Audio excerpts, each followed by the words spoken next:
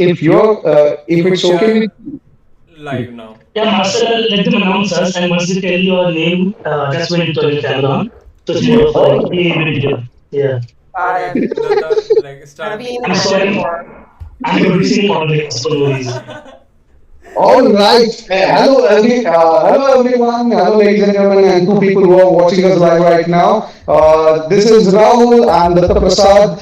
We are in the 11th episode of Unsophisticated Gentlemen, where we are both unsophisticated and gentlemen. And we today we have two interesting guests today who are doing either directly or indirectly some amount of political comedy. First guest is from home, India, Naveen Narona. Naveen Narona is one of the first open हाँ. what?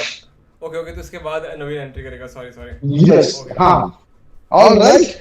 So please, Naveen, show us yourself. And now, Naveen is one of India's first openly queer comic. He has done two special. He has done two solos so far. One solo he is currently touring with. Correct me if I'm wrong, Naveen. And first solo is The Good Child, and the second solo is Homewrecker. And all sorts of LGBTQ issues. He has made awareness videos. He has done all sorts of social things about it. But social things aside, he's also very funny. And whenever you get a chance, please see him. Yeah, he has Please don't even see if toured you're faint of heart. Europe. He has even toured Europe. Like, Yes. yeah, he has more fans So there. we have two international comics with us. So yeah. So don't see him if you're faint of heart, because he's going to crack every old notion you have open and then break it to pieces. Anyways, that's Naveen for you. Rahul is ke liye talia maro. Yay, Naveen. All right. And finally, the guest of honor today, Marcela Onyango. She is here all the way from the US of A. She has asked us to not mention the place she is from currently, but Marcela, please show us yourself. And yes, hi. And Marcela does a lot of political comedy on various topics. She also is, I mean, not also, she is originally from Kenya, and a lot of the topics she talks about also circle around it. At the same time, she also runs a magazine called shadowmag.com, where all sorts of issues are explained to us in layperson. If you're interested, it's a very interesting website to learn about things and world. Welcome, Masala, to Unsophisticated Gentlemen. And as you can see, none of us are sophisticated here. You get what you see. And let's talk. Please tell us, how did you from Kenya to stand-up comedy? How did you travel that journey? Yeah, so one thing I want to mention is that I do not run Shadow. I wish I did. If I did, it Oh, would not be as great as it was. I write a weekly column when sometimes I don't, sometimes I oh. do. And I write my thoughts about how I feel about the news. Yeah, please check it out. It's really great. My column is really great. Kenya to stand up. Oh, so I was not a funny child. I don't know if I'm a funny adult. When you talk to me in person, whenever I tell people I'm a comedian, they're like, "What, you funny?" Haha. They don't. But I moved from Kenya to Texas when I was 12 years old. I don't know if you've heard about Texas. It's not great for people who look like me. It's actually not great for anybody, if you're really being honest. The only good thing about Texas is the weather. Good thing about Texas is the weather and the tacos. So go for that, leave for other things. But yeah, I moved from Kenya to Texas when I was 12. Didn't really know anything about stand-up comedy. Honestly, the first time I knew anything about stand-up comedy is when I watched Cat Williams, and that was in college. And Ooh. I don't know if you know Cat Williams. Everybody knows Cat Williams. He's really Yeah. funny. He made that joke. He talked about American imperialism in such a funny and good way. When he talks about America will kill everybody and say that they're insurgents. And he's like, so he's like, oh, he was the first guy that I saw that I was like, oh, you can talk about politics and be funny. And I really like him. I actually used to hate comedy before him. And I thought, I know, I got some hot takes today. This is not the first one. I really watch a lot of white guys, and I just don't think they're funny. I just think they're annoying. And so, yeah, Collins is the first guy that I really liked. and I went to school to get a degree in international relations because I wanted to make the world a better place. Jokes on me. Right? Got a degree to make the world a better place. I think the best way to make the world a better place apparently is to make $1 billion and trash everything else. Anyway, so I went to school. And then I got a master's degree in public administration for the same thing. I wanted to make the world a better place. And then I came to DC and I realized that the only thing that people want to make better here is how much alcohol they can drink. Not hating on that. I like drinking. It's great. It's fun. But after going to grad school actually radicalized me and made me realize that everybody who's in politics does not give a fuck about anything other than themselves and their happy hours and their Tory birch purses, whatever they do. And then I was talking to somebody about politics and I was making them laugh and they were like, "Oh, have you ever thought about doing stand up?" And I was like, "What's that?" Like I knew about Cat Williams, didn't really know, a ton about stand up. And she was like, "Oh, you could like do what you're doing now." And I was like, "Okay, I'll try it." And I remember my first joke I made. I was like, "Oh, I'm not Angela Davis." What did I say? I might look like Angela Davis, but I'm not Angela Davis. I made this joke about how I used to try peeing when I was standing because my mom didn't raise me to be a girl. She had two boys. And so I really liked it. People laughed. It was my first, everybody knows your first set is not the best, but people laughed and I was like, this is fun. I want to keep doing this. And so I kept doing it because it allowed me to just like kind of talk about things that usually people don't. I talk about politics a lot and it gets on people's nerves, but stand up is the only place where I'm the only person who's allowed to talk. So even if you disagree with me, you can't say anything. So I was like, this is fun. So I kept doing it. And here I am now today. And that's what I do. You started stand up in Texas? Oh God, no. Oh no. Could you imagine? No, I was 12. I didn't start stand up in Texas. I started stand up in actually Washington D.C. Okay. For 4 months. I went to school in Washington D.C. For Okay. grad school, and then the politics got me. I'm a political comedian because I hate politics. Um, and so I went to New York after that, but I started stand up in DC. DC stand up scene is actually really great. I think it's fun. There's a lot of like really funny people here and really smart comedians. Yes. Speaking of smart comedians, Naveen, how did you? Good segue. I like it. Yeah.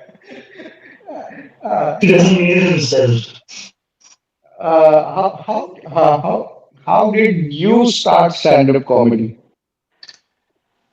So for me, I, I I used to watch a lot of, again, speaking of Texas, Bill Hicks was a major inspiration because he grew up there. And I think now Austin has like a very active culture as well of comedy. I'm sorry, I'm very well versed with outside my country's culture of comedy and my own city because what is left of Mumbai, anyways. But I'm a boy who was raised in Mumbai. Back then it was called Bombay, and I think this city lends itself to stand up very easily because it's such a chaotic little shit show. So, and I grew up on the other side of the tracks, right? I'm a North Bombay boy who was trying to blend with the South Bombay elites, and it was not really easy. So initially it was more embarrassing, and then when I let go of the embarrassment, the real stuff came out, right? Where you're okay being what you are.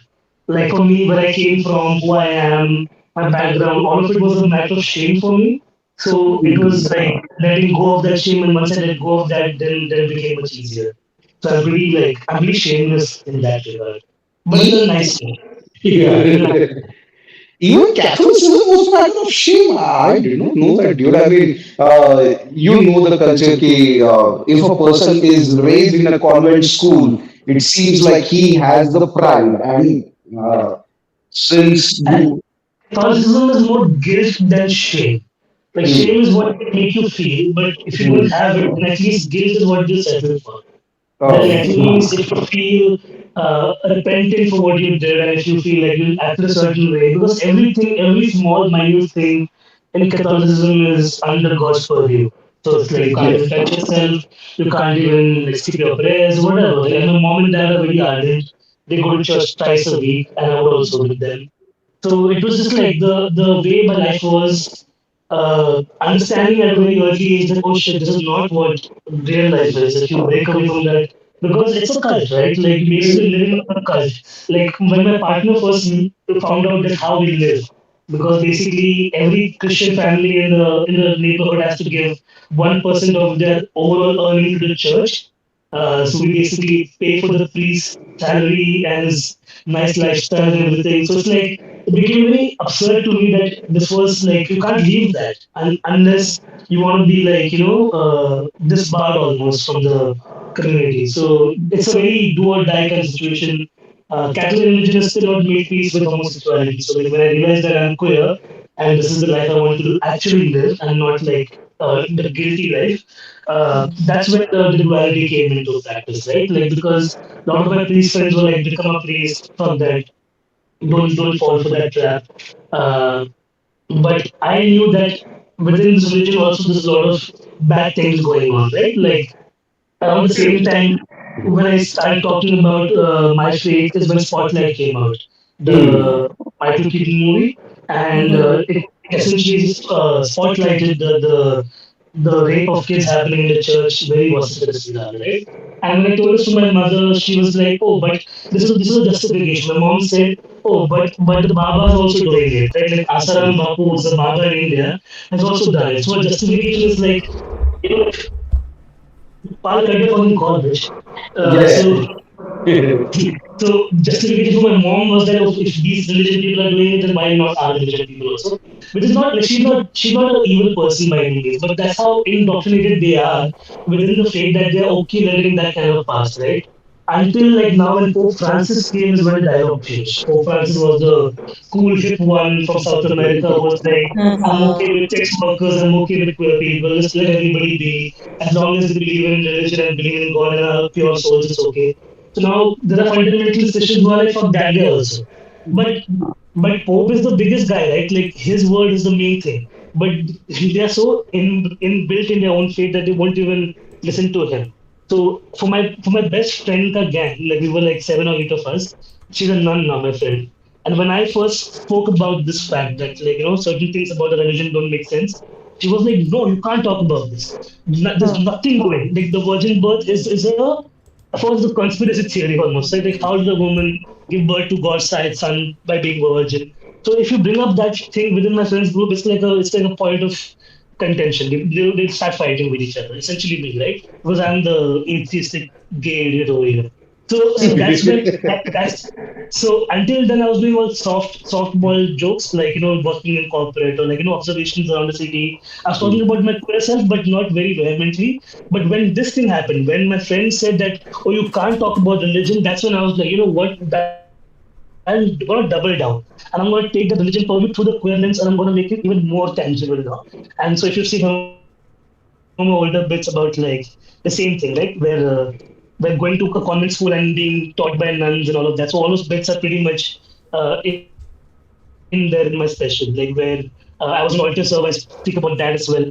Like, and the joke there was sometimes altar servers are in front of the priest, sometimes behind the priest. So, so that was one of those jokes that like a lot of people loved. So I think yeah, for me, and I think one thing I'll say at the end of this is that Christians and Catholics mostly can take a joke. Like as much as I've seen Indian diaspora and various religions react to different things, Catholics can take a joke. Even if people who are church going come to my show, they don't get so offended as to like be very up in arms about it.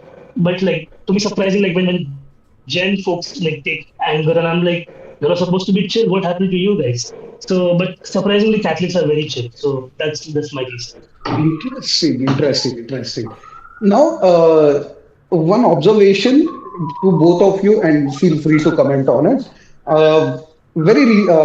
I used to think queer comedy is corporate unfriendly until I figured out corporates have very good DEI initiatives where they might get you to do a lot of corporate comedy. But this year, that mirage was broken after Trump sort of gave targeted DEI exclusively, and we saw how quickly multinationals were ready to drop the DEI initiatives.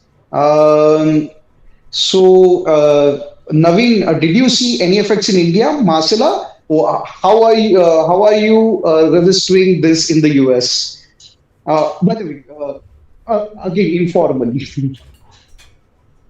Well, I mean, I have a very obviously, as you can tell, if you didn't know, I'm a black person. And I have a very I have thoughts about DEI. So um, just to give you a background about me, I am an anti-capitalist comedian. I don't like capitalism. I think it's based on exploiting and extracting resources from colonies. I think it's based on extracting and exploiting resources from specifically black people. And I think DEI in the United States of America was sort of a compromise, right? It's like we're not going to stop oppressing and harming you. We're just going to let a couple of you seat at the table. We're going to give maybe 10 of you that we really, really like. Maybe you get one Chris Rock. Maybe you get one Dave Chappelle. Maybe you get a Kamala Harris. Like, we're going to give you a couple of people, but that's not going to change the hierarchy of the state, right? It's still going to be dependent on the extraction and imprisonment of black people. That hasn't changed. The United States of America is very real about that. They've been evil from the get. They're not changing. Hate black people will always hate black people. So the thing with DI that Trump is highlighting, and I think it's like a conversation that needs to be had, is that DEI is this. It's a pretense of equality, right? It's this idea of like, oh, you guys get a seat at the table so you don't revolt, right? It's almost like telling a baby, hey, if you eat your broccoli, I'm gonna give you cookies, except for there are no cookies and it's all broccoli and it's bad. I like broccoli, but I'm just saying, like at the end of the day, DI is not this like revolutionary thing that's gonna bring about equality. And the fact that Trump is gutting that it shows you that they're done trying to pretend nice. Like America has always been bad, but they always have this. They always try to pretend like they're the good guy. They always have like the makeup on. They always have the mask on, and now they're taking off the mask, and underneath that, you see what it is. It's like the devil, which has always been the case. So Trump is just pulling off that pretense by taking away DI because it's like we're not even going to pretend that we care anymore. And so to me, the loss of DI, I think. The deeper conversation that needs to be had is that like why are we fighting for DEI and not fighting for actual equality and the end of imperialism and colonialism and capitalism that extracts resources from all of us? And now when it comes to comedy and Hollywood, the purpose of it has always been to maintain honestly fascism and racism and homophobia.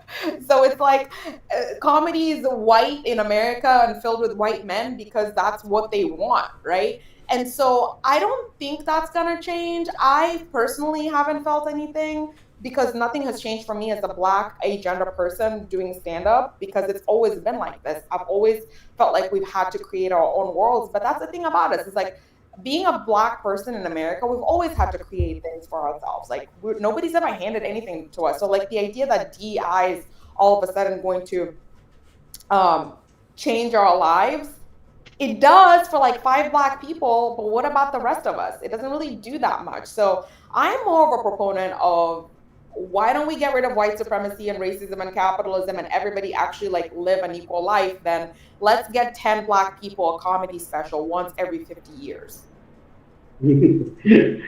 Interesting. Naveen. Like I'm just imagining like That you. that is when they'll want DI. When white guys are pushed to the brink, is when they're like, oh, shouldn't we have equity a little bit? That's what white dudes are. Huh. I'll go ahead. मैं तो just I was just saying that now like how I really like how like you're clear in your what what you're supporting, right? Like in India, because we have been like like everyone is like these days. Am I audible to you guys? Like I think the voice is Yes, breaking yes, out. you're audible. Okay, okay, okay. Arey, tension not brother. Come on. Uh-huh. Your, your We can voice hear is you. coming and English is not coming. Oh yeah, yeah. Maybe. Actually, the thing, no, I was telling you guys, right, that we celebrated Holi today at my office, if you guys remember. So yeah, I had Yes. some bhang at that time, and like I feel it's slightly kicking it, like it's kicking Okay. in right now. Yeah, man. So sorry. Okay. So I was basically saying that you are able to say like and freely express yourself in your country right now, but like in India, it's really hard to do that right now because like recently we got like a lot of our shows got censored, like especially India's got latent. Yeah. ठीक है. Yeah, there's a I club in was Mumbai right now that's banning comics for political. like one of our friends was told not to perform for the next month because he does political comedy. And I'm like, Wow. fuck these rooms. So I think what I agree with Marcela in many ways because I'm this week there'll be a post out which I did an entire study on for Stumble, which shows that DEI, while as you said, just a tokenistic move, is actually turned out to be profitable for a lot of corporations. Like financially, it makes more sense. Mainly because when there's diverse groups, there's also diverse marketing. So if you're a bunch of white guys selling only to white guys, then you're not going to make the same kind of profits if you're going to infiltrate the Hispanic, Black, and Indian community markets as well. That's when DI comes in handy. So like whether you like it or not, on paper it kind of works. That's where it's a consensus that if everybody came in and pulled in equal amount of energy and resources, then we can all make wonders happen. But we are far from it, right? Like because Trump clamping down and in companies like Google and Walmart Target immediately clamping down means that they never wanted to do it. It was just No. like a sign of uh, let's just do it for the sake of doing it. Let's keep them quiet for now because the moment we get to get rid of it, we can get rid of it. Thankfully, in India, while we've seen certain effects, on the whole, Indian community is much more wider, which means that we're not just different based on color, but also caste and gender and everything. Like so, basically, in India, the diaspora is so diverse that you can't get rid of DI even if you wanted to. Like queerness is a different part of it. DI includes women, it includes people from tribal and caste backgrounds, it includes people who are from a disabled background. So it's not just one sect of people who are affected. It's a long group of people who's affected. So in India, despite everything, we will still be going with it. The fact remains that we can't rely on these people to show us mercy and throw us money and be like, oh, come do a corporate show during June because that's when Pride Month is, or in March when Women's Day is, or in April when it's Disability Month. No, like you're queer 24/7, 365 days of the year. So you have to pay your bills irrespective, right? So that's when I started my property with this queer comedy. The idea being that we have to make our own space, we have to create our own stage, and over time we found our own tribe, not like tokenistic straight people who have empathy in their eyes when watching me do a comedy set. I don't need that. I just need you to laugh because I'm okay laughing, right? So at the end of it, it boils down to that. Like how okay are we creating spaces for our own selves when nobody else will? Because sooner or later they'll take everything away, right? Then what are you left with? Yeah. Absolutely. And the one thing also like that people don't talk about, and a lot of you have heard this, DI, the people who've actually been the greatest recipients of DI have been white women. And that's Yes. like another thing too. So it's like Yeah. the whole notion that it's like benefiting like people who are not white is in itself not even proper or true to state. So and even like if you think about the corporations, you brought them up, like Target was the one that like people were targeting for boycotting because they dropped DI. But I don't know how much people know about how evil Target is.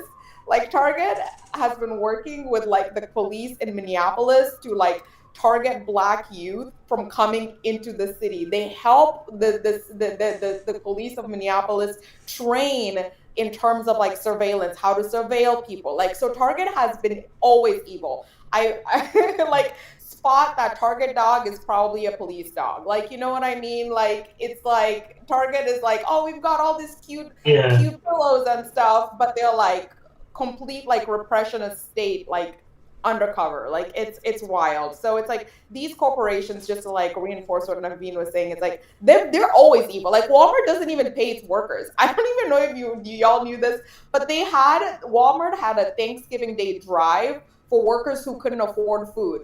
Literally in their store, they're like, guys, we don't pay you enough. So, hey, why don't you help other people who can't afford food, even though they have a job? Like, we're talking about people who are doing stuff like this. So, no, the fact that they dropped DI obviously is not, it's not surprising. But to Naveen's point again, who I'm calling my mentor now, is I think it's like just building things for ourselves so we can have our own spaces. It's like fighting colonialism and racism and capitalism and creating spaces for ourselves where we can be free, as opposed to waiting for people who are never gonna want to give anything up to like give us stuff.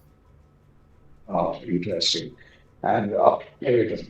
Now, here's an interesting thing. I think Naveen has some answers for this, but let's start with Marcela here. So once you begin noticing what's wrong with the world, uh, there's no end to it. I mean, the amount of articles I saw on Shadow Mag itself, uh, there were numerous issues from, let us say, ecological racism to settler colonialism and so on and so forth. There were so many terms I didn't even know about it. Once you start noticing what's wrong with the world, you just keep noticing it. And at some point, it must be overwhelming. And in how does one, I mean, wouldn't that be way too, what do you say, bleak a view of the world? How would you reconcile with joy after that? Yeah, no, this is a good question. I think that's a really great question because I am slowly learning that. So the first thing you do when you realize how bad the world is that you scream into the abyss about 10 times a day. Like every single day you wake up in the morning, you scream, you go outside, you cry all the time. Like I'll just break down in tears in public. I don't even care anymore. I will cry in public because I'm like, you know what? If I have to suffer, everybody needs to know that I'm suffering so everybody can see I'm suffering. So like that's kind of where I'm at. But I find joy, honestly, like I say this a lot, stand up has saved me in so many ways. If I was not a political comedian, I would not be doing stand up. I do stand up specifically to talk about the things that I read about that bother me and try to find ways to make jokes about them. Because honestly, if I don't do that, I will cry. But also, I think that I love stand up the craft so much. And I think it's currently been co opted by awful people. Like most people I've met who started seeing me do stand up, they're like, I didn't know stand up could be like this. I thought stand up was hateful. I thought stand up just hated women, hated queer people, hated black people. And I'm like, wait, no, that's not stand up. That's the stand up you see on TV. There is actually good stand up that's really funny, that talks about issues that matter. And sometimes they don't even talk about issues that matter. They just make funny jokes that are not punching down. It's like the stand up that people see is like Donald Trump's speeches. They see that and they're like, I don't want that. Like Donald Trump is a 90s stand up comedian. I always say that and I will always say that. He just says a bunch of hateful stuff on whatever on his podium, whatever you call it. So for me, it's like the joy. How do I find joy in this bleak world? It's honestly finding humor in it, and also finding the wins, like the fact that like we wake up every morning and do stuff with each other. Like I do a lot of mutual aid, I do a lot of direct action, like I've made a lot of comrades. That's joy, like joy in community. And then having a comedy show where we come together and we are all on the same page. We hate colonialism, we hate homophobia, and laughing together at all these fucks like Elon Musk and Donald Trump and like making fun of them. It's enjoyable. So it's like, yeah, that's where I find the joy. I find the joy in like seeing humor because it's absurd. It's really absurd. Think about the world that we live in. Five people have control of all the resources and they're making the rest of us do shit that we don't want to do. Like that's crazy. It's actually kind of funny in a very dark way. So yeah, I hope that answered your question. I guess that's where I find the joy. I do stand up because it's the only thing that makes me happy and I do think it's kind of like a revolutionary tool if you use it correctly, and that's why the fascists use it so much. That's okay. Naveen?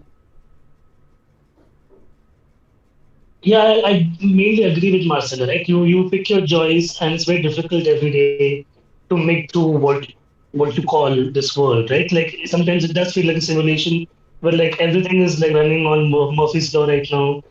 It's all going to shit. And I had a very funny interaction with my mom recently because she is from like the biblical school of thought, right? Where she's read the Book of Revelations, where if you read the Book of Revelations, which is the last chapter in the Bible, it's basically like this this download of like crazy hallucinations happening into a saint's head, and he's writing everything as to what he can see. So the angels and the world ending and everything.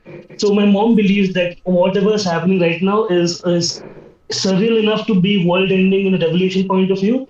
And I'm objectively disenchanted by the world to know that yeah, her answer is correct, but not from that path, right? So, but what I have apart from all of this jailed behavior is my partner and my four cats, and I think that's what I cherish. And I keep saying this to a lot of people in the scene is that earlier when I was younger as a comic, I would stay back after the mic or after the show, gossip, chill, drink, smoke up, and everything. That was like younger, passionate comedy self of mine.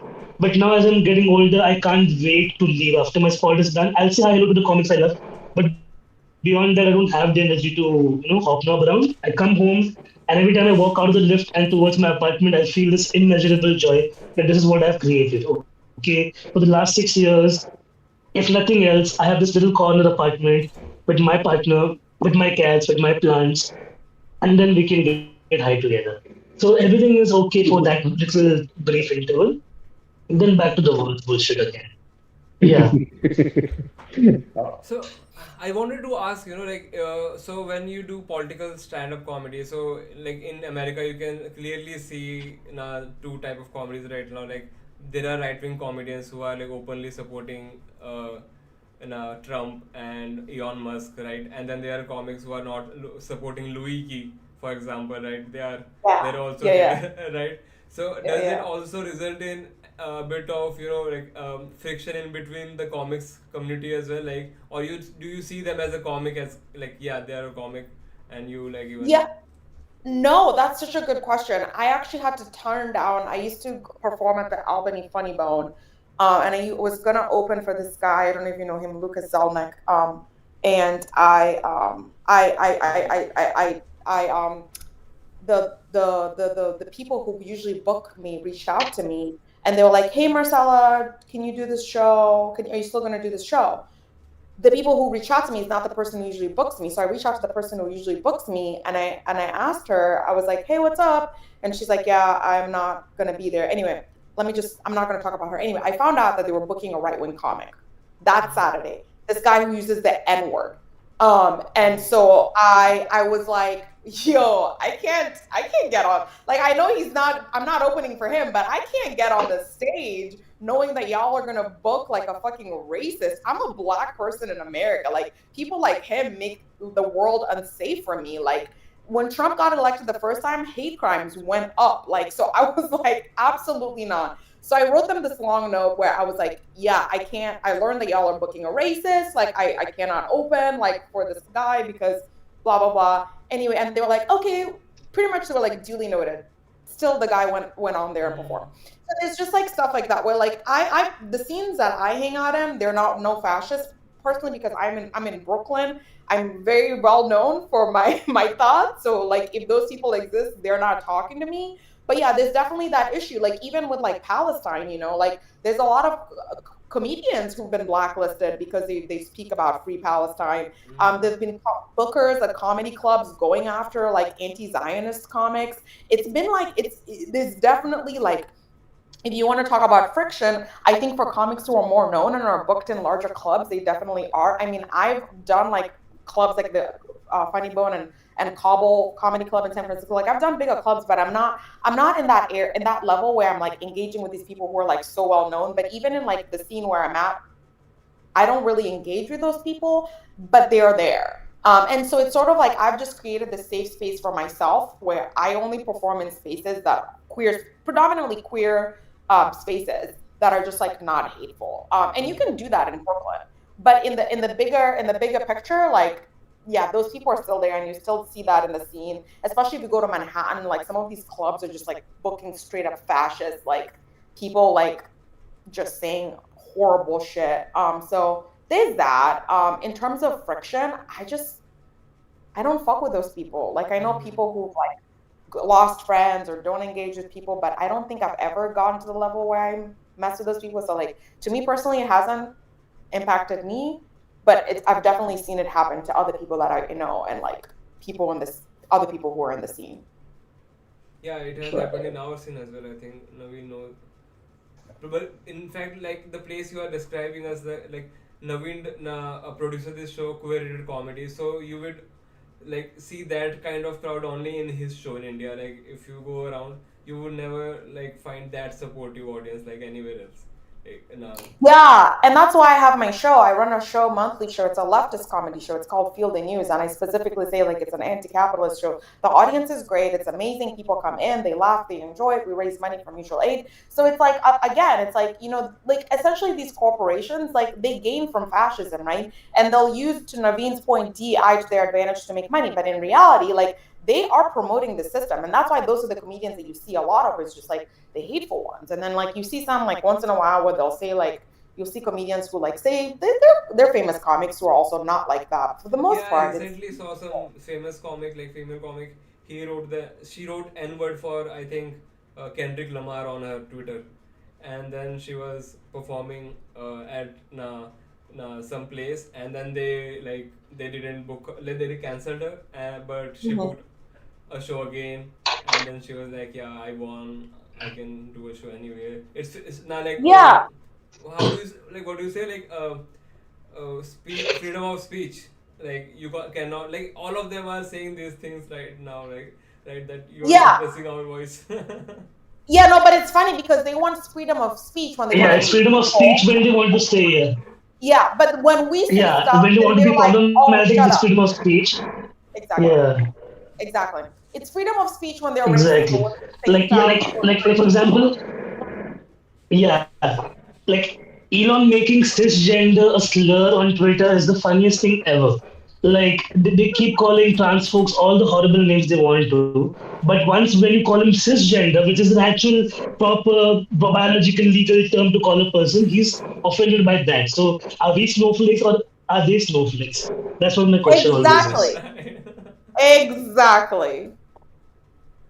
Yeah, like I have also like observed that Elon Musk Extreme. has used the, like, people say Joe Rogan has become very rich because of comedy, but I think it is Elon Musk who used comedy to get where he is right now. I feel like the like him trying to being funny, like making memes and then calling people like petty things. And like recently, that led to the Heil Hitler's salute as well. I feel he was trying to Hmm. become a meme at that time, and he thought because just because he's funny, he can do it.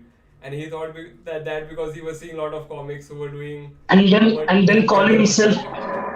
is then he's calling himself autistic, which is just because the autistic people are not like that. My nephew is Yeah. autistic. No, autistic people don't go around doing the Nazi salute. No. No. You have better. He's a so as you said, yeah, he wants to be a comedian, but he's coming across as a colossal clown. That's what he's doing, right? So like right now, if you look at like I always say, wait and see by numbers, right? Joe Rogan, as soon as MAGA was done with him, as soon as Trump was elected, the numbers fell off. His Right. listenership count went half almost because he already lost his leftist crowd because people Hmm. used to love Joe Rogan's podcast because he used to bring Bill Nye on the podcast, used to bring Ricky Gervais, used to bring smart, intelligent Neil deGrasse Tyson came. So many great people came on the show earlier, right? So now it's just a den of these circle jerking right wing Andrew Schultz, idiotic fucking dumbasses.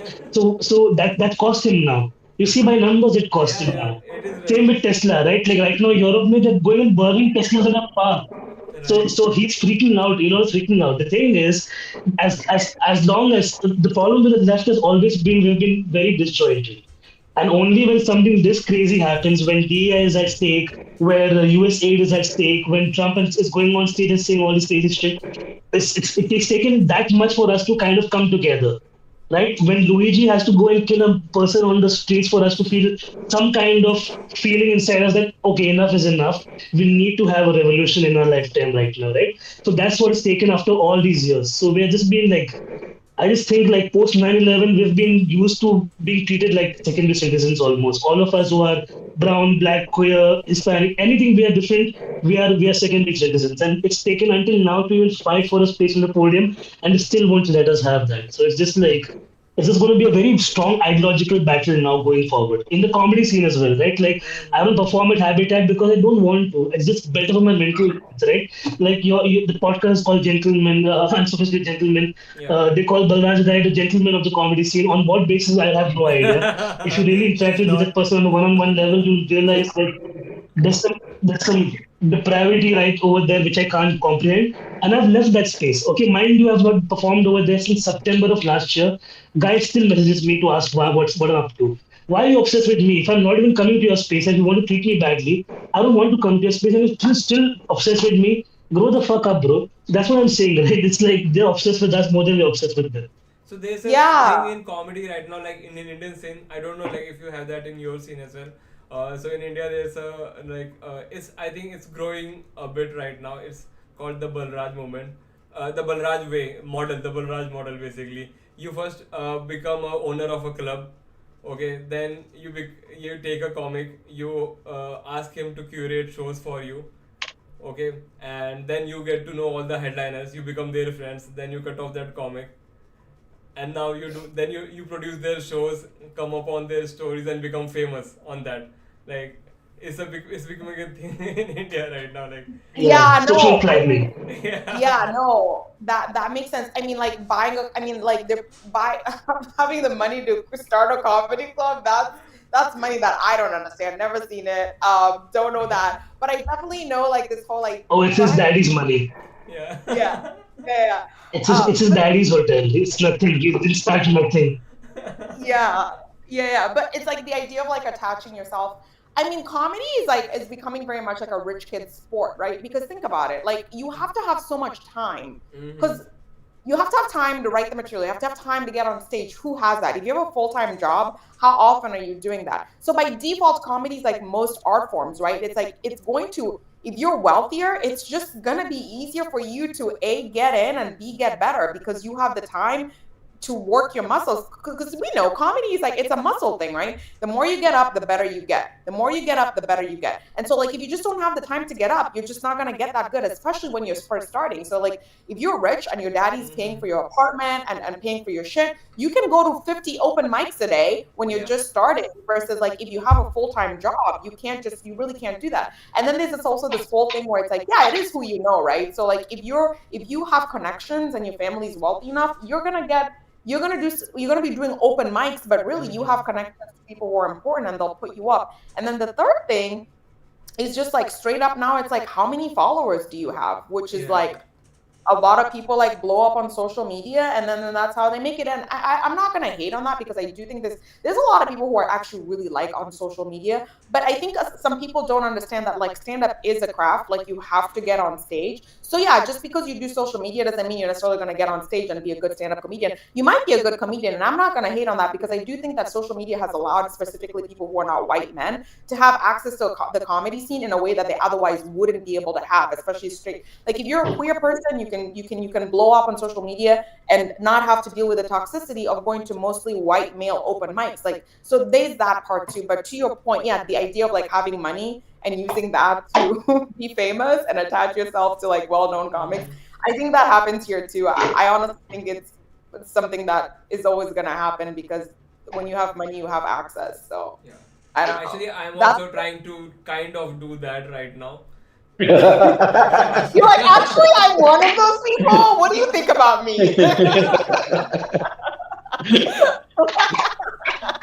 You know, Rahul is looking to adopt a father right now. He wants to adopt a rich father, so it will be like the other way around. By the way, I'm interested in something Marcela said a while ago. So your stand-up show is anti-capitalistic. At the same time, you have to sustain. So how does that exactly work? How do you sell tickets? How do you sustain yourself while doing stand-up comedy? Uh, and I mean, it seems on the surface like still a business. And wherever there's business, there's some element of capitalism happening in the background here. So, what exactly is happening there? I mean, we all live in capitalism, right? That's why I want to get rid of it. We have to do the things that the capitalists want us to do. I have to make money to live. I don't have an option, which is why I fight against the system. I want to live in a world where the commons are open to us again. Like I don't know what the world was. I'm Luo. I was born in Kenya. My people are from Lake Victoria. We used to Hmm. have, we used to sustain ourselves from the land. We don't have that option anymore. A lot of people have been kicked off of the land. So we have to sell our time to the capitalists. I'm no Yes. different. I don't have a choice. I have to do it. So yeah, I the show itself sells tickets. It's $10, which is pretty cheap. I don't know if you know Hmm. about how much things cost. $10 is not a lot of money. And the Hmm. reason why it's $10 is so that A, I can pay the comics. I don't pay the comics a ton because the show doesn't make a ton. I pay them $25. But for me, the show, what makes it most important, like I want to say that like the show to me is more than a business. For me, it's like a tool to spread honestly anti-capitalist propaganda, and I do that And people come, and that's how it's sustained. The tickets are sold. It's great. The club that's in, it's not a club, it's a bar. It's the back of a bar. It's called Friends and Lovers. It's just like every other bar. They sell drinks because at the end of the day, we live in capitalism. We have to live on the rules of capitalism. And that's why I hate capitalism, is because I'm forced to do these things that I otherwise would not want to do. Would I like to wake up every morning and do mutual aid and like just take care of my community members and chill and like that's the work that I'm doing? Yeah, but I don't have a choice. So it's like, to answer your question, yeah, it is an Plus, anti-capitalist show. the thing is, like, I'm very confused these days because I was trying to follow the politics of the Republicans, and then also how religious they are, because they Same, promote, same. yeah, like Ben Shapiro, so they promote religion because they are capitalist. I don't get the, like, they don't go together very No, like good, Jesus right? literally, I don't know if you know, like Naveen, you're a Catholic. I'm sure you know this story where he goes to the church and he finds that they're selling stuff and he like flips all the tables and he's like, "This is the house of God." Jesus literally is a socialist. Like took the bread and the fish, broke it up and sold it to all these people. He had 12 bros that he hung out with. Like it's like the most Yeah, like it's that's ridiculously the like only yeah, that's the only time in the Bible. If you read the Bible, that's the only time when Jesus goes all John Wick on the people. Otherwise, it's all like love your neighbor, chill, blessed are yeah. you who are on the mountain. But that's the only time when, yeah, because not to seem very anti-Semitic, but in the Bible's deeper meaning was a certain community had turned the house of God into a house of greed, a house of corruption, essentially. And that's why the Jewish people still are waiting for the actual Messiah, because they're like, Jesus was not the actual one, because he spoke against certain practices that were happening back in the day as well, right? So Yeah. it's very ingrained when you read the Bible also, as you said, like Jesus was very much the first bohemian liberal hippie of all time, right? He was like, Like from okay, Bushwick. He because like there's Brooklyn. a very interesting story of parish. Yeah, yeah, basically sandals and everything, right? Essentially, Dirty feet. Kuro's fabric, everything. In fact, there was a 12 guys around him at all times. Uh, so there was a parish priest who was very interesting in his approach to how he did sermons. Okay, sermons are every Sunday. The priest goes on stage after the Bible is read, and he says his piece. So there's this story of how Jesus fed 5,000 people off of 2 loaves of bread and 5 fish. Okay, and everybody makes it sound like it was a miracle. It was like a magic, where this fish multiplied. And even if you see any movies based around Jesus' life, you will see that one example constantly, where like almost like a magic trick, though, like, like you're watching The Prestige, and the Yeah, fishes are yeah, just like yeah, yeah, multiplying yeah, like it's a yeah, Marvel movie or something. yeah. But the priest also has a very interesting outlook towards this. He was like, imagine now, even if you leave for like a 1 day trip from your house, you're gonna pack food. You're not gonna leave your house empty, right?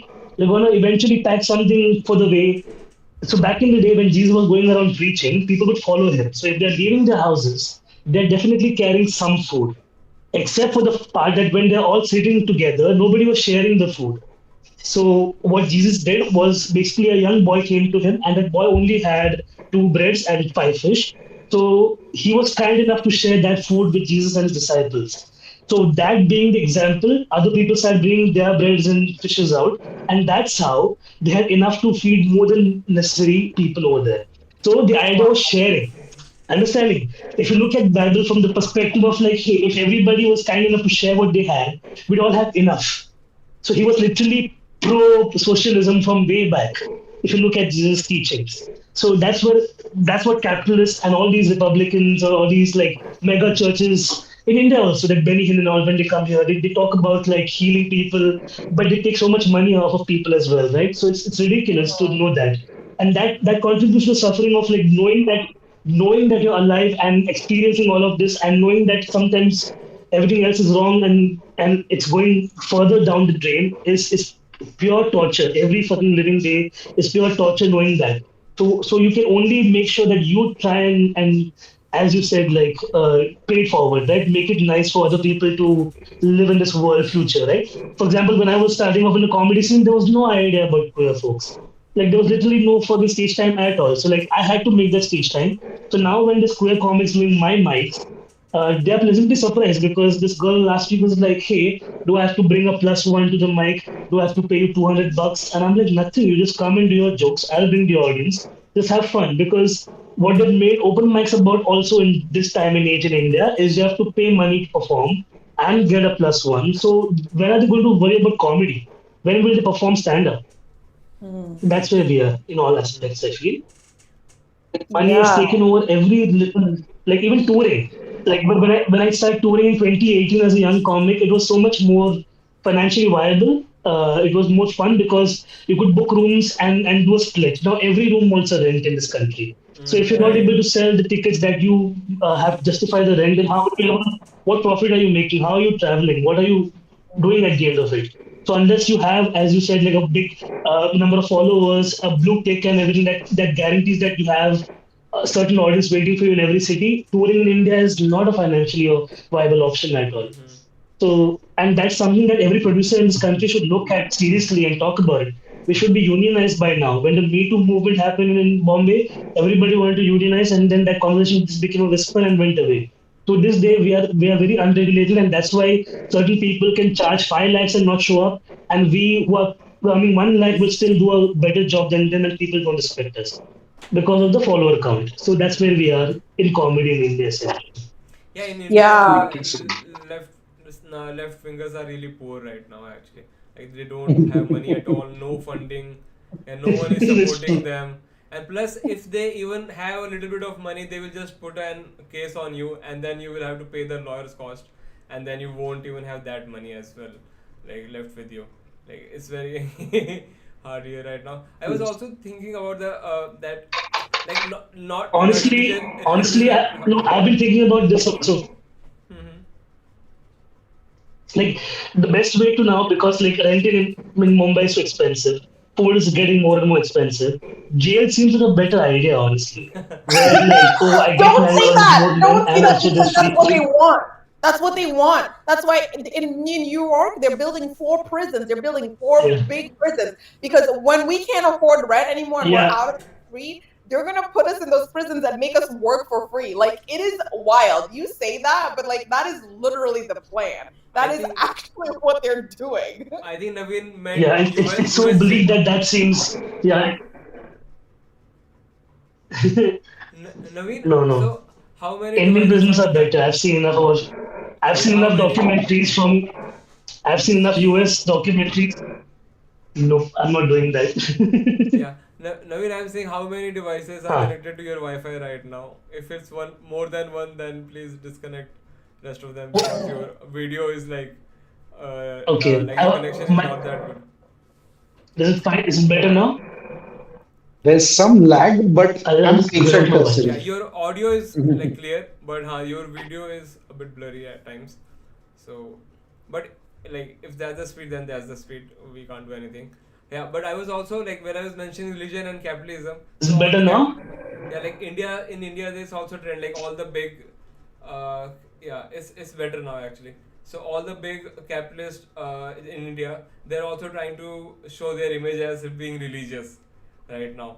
Yeah, and plus, but if you're religious, then you should have enough time to pray, to go to church, and like to have holidays. But none of the capitalists then allow you to do that because, I know. I yeah, know. Yeah, like how are we gonna go? Like that guy from Google was like, you should have 60-hour work weeks, and I was like, my dude, we already fought against that. Like, what are we doing? Like, we did that. Like, what is happening? We like Oh, that. There's you a there's a day called Labor Day, and that's because we said no more. Like, what? And then when are we gonna go to church? Like, these people are like, when they say they want to make America great again, what they mean is that they want to go back to the day where like yeah. literally everybody's suffering and there's like five white men telling everybody what to do. That's what they want. Like Yeah, and like what's so sorry, go ahead. it's like that movie. There will be blood, right? They want that time. Like which movie? There will be there blood. will be blood. Oh Yeah. wait, I don't think I've watched that. That's I drink your milkshake. That one. Oh man, I'm Uh, so bad. I haven't. Dang it! Now I feel left Eh, out of the That show. was it, it, my it's son. so. I've abandoned my son. That Okay, wait. You It's have a to DM me the movie so I can see it, and then I'll tell you about it when I see it. it's great book.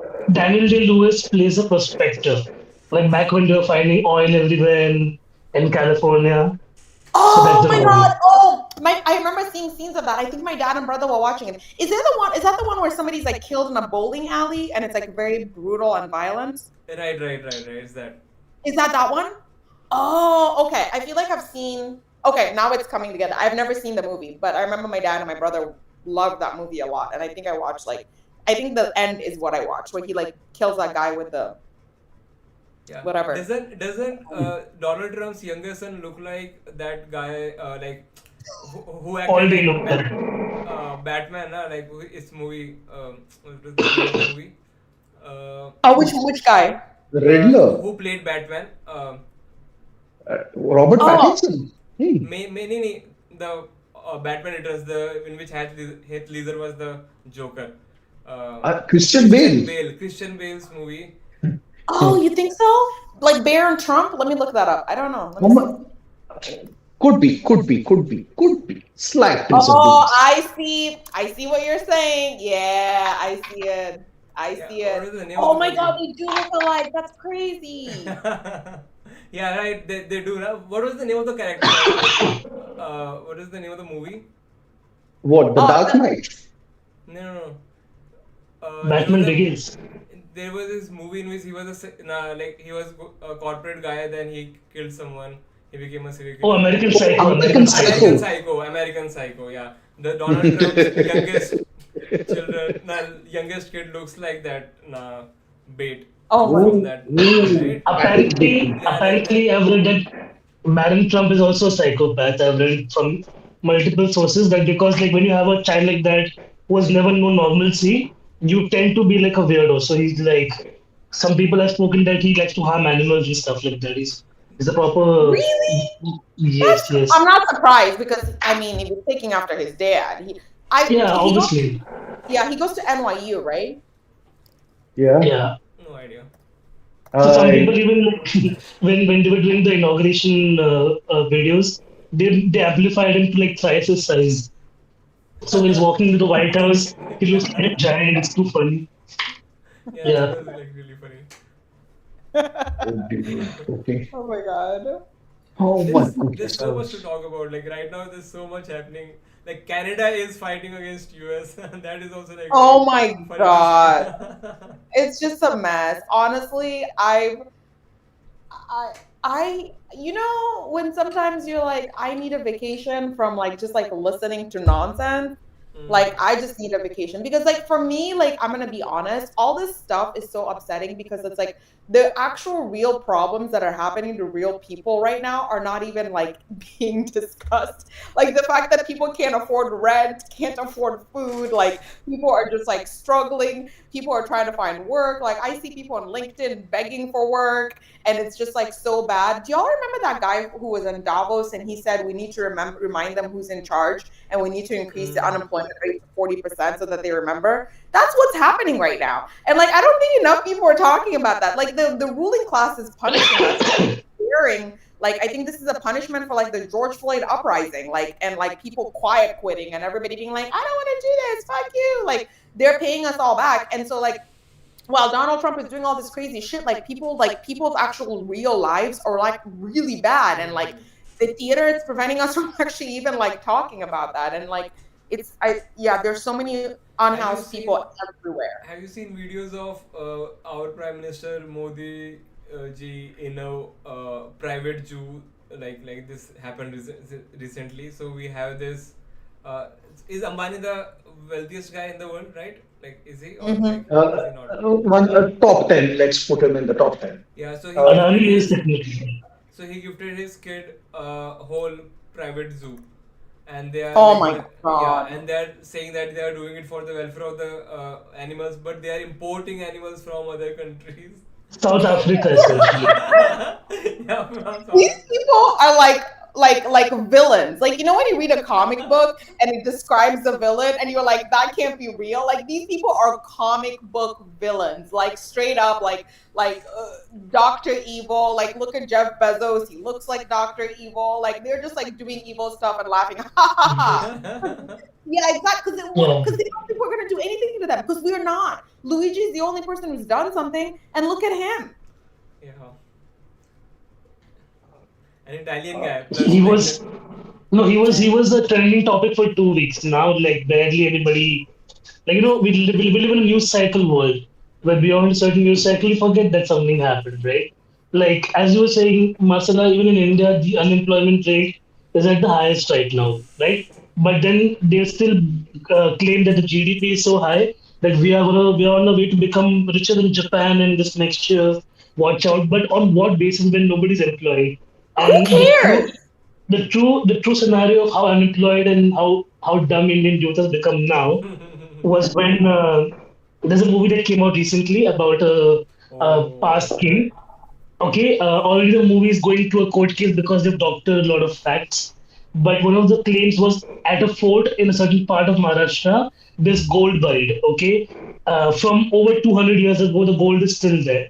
And so a bunch of young Indians just went looking for that buried gold in that fort yeah. last week, as if they'll find something buried over there. Like, to believe a fictional movie and then go looking for treasure is just beyond me. It's like imagine somebody watched National Treasure and then went behind Mount Rushmore and started breaking the rocks. But there is the Temple of Gold down there. Show me.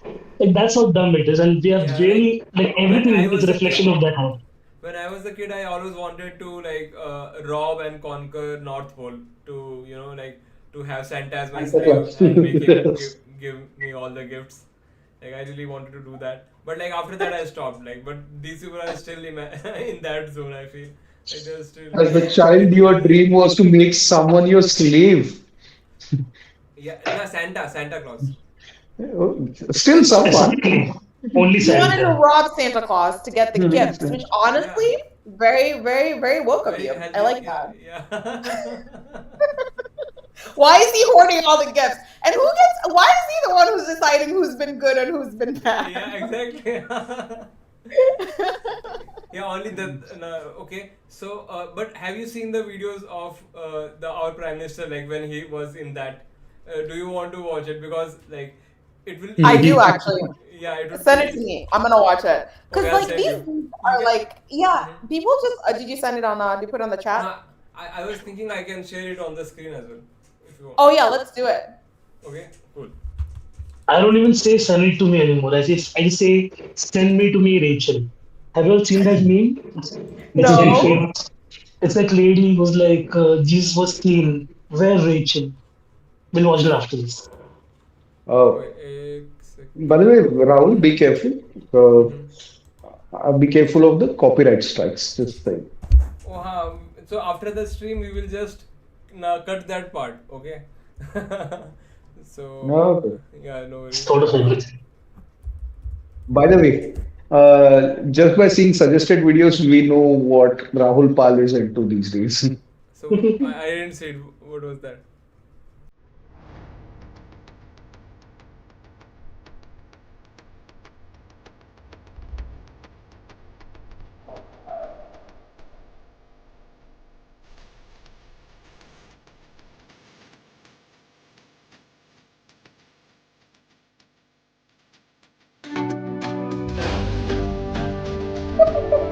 He got the entire cast of Madagascar. You did. Except for this zebra.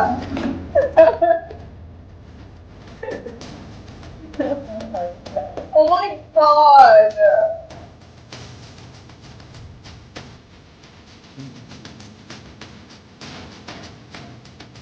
Simba.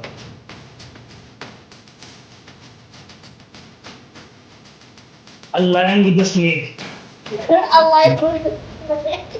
And snakes are wonderful creatures, man. Don't things It's like that. true. It's true. I like it. I like the music. It's the straight up Lion King. Yeah. Yeah. It really is. He's gonna It's the hold it. son of Next week he's gonna open it camouflage. up. He's gonna hold Yeah. it. Oh my god, he did it. Yeah. Why is the He's like surgery that. happening? He's like Oh. that old intelligent raccoon in that movie, na? What is it called? I don't remember the name of the Rafiki. Rafiki. Oh Rafiki. yeah. The, oh He's yeah, a yeah. he's a he's a baboon. Or a Yeah. Baboon. raccoon. Sorry, baboon. Baboon. Yeah, this is my favorite. This one, right? It wants He it wants to wants to eat eat him, him. yeah. Like, They come here. This is let me too get funny, dude. But I think they copied this shot from, you have seen a clip right on Instagram where a girl is standing like this and the lion is doing that. Yes, yes, yes. I think they took That's it they, from they're there. not even original. They're not Yeah, even yeah, they're not original with the even. Yeah, propaganda. right. You suck. Like, be more creative with your lies. Oh, you can see them roar actually. It wants to eat him. Yeah. Yeah, he was like, I will He's just slap like you, it's motherfucker. like hi, the hi lion. But I had a great joke on this was like I don't know if the joke is great, I just had an observation of this. Was that I can't like build myself up for nothing. But no, the fact that like Ambani got all these zoo animals and kept them in the cages, but their best pet they let them roam free around. That's nice. That's Yeah. good to see. Yes. So It's good to hear. one of our Well, subscriber has commented 1.5 lakhs rescued animals is the number. Is NM who cannot be named also one of them? So basically, he's saying that nah, the prime minister is also one of the PM. animals. Yeah. Same joke but different people. Yeah. Dear That's subscriber, good attempt. Yeah. that's so funny. Hey, now can we watch that video? Type Jesus was seen in Ohio. I love watching it. Okay. Uh, because this is my go-to meme nowadays. Wait. It's a short video. Wait. First Yeah. one. First, Play. Jesus was seen. Where, Rachel? Oh my god. Show me to me, please. Send it to me, It Rachel. was literally Okay, I get the meme Please now. send it to me. Oh, now, please. Oh my god. Wow. Okay, Rachel, which one? What the? Send it to me, baby. What the? Which one Okay. is it on TikTok? Mommy, I'm kidding. No. Don't do that. I love this video. Jesus was seen. She's like Jesus was seen. And she's like, Funny. yeah. I just keep watching this. My partner and I don't even talk normally anymore. We just like if we have to share everything with each other, we're like, give me to me, Rachel. Show me to me, Rachel. Because show me to me, please. It's too funny. Oh my god, that's so funny. That's like me and my partner. We watched this movie, this video. It's this guy called Womanizer, and he does the Kardashian things. Like he makes fun of the Kardashians.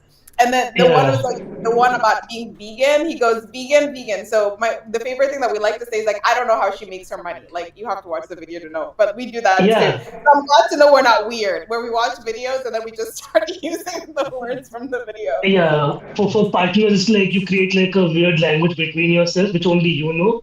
So like Yeah. for our cat also, because we have cats and we don't understand normal talks, so we don't say hungry anymore. We say hungry because that's the way to like go about it.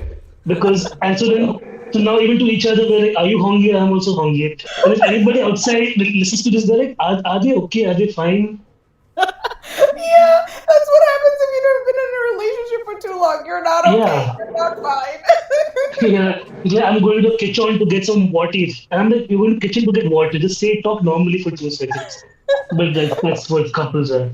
Yeah, we just become like we weirdly. It's like twins. You know when twins like have their own language. Like after we've been together, Yeah. I just think we've turned into the same person. Because Owl, like we were playing charades with his family, and we destroyed them because he would look Yeah. at me and I would know exactly what he was thinking even before. And they were like, "How are you doing that?" And I was like, "I spent way too much time with him."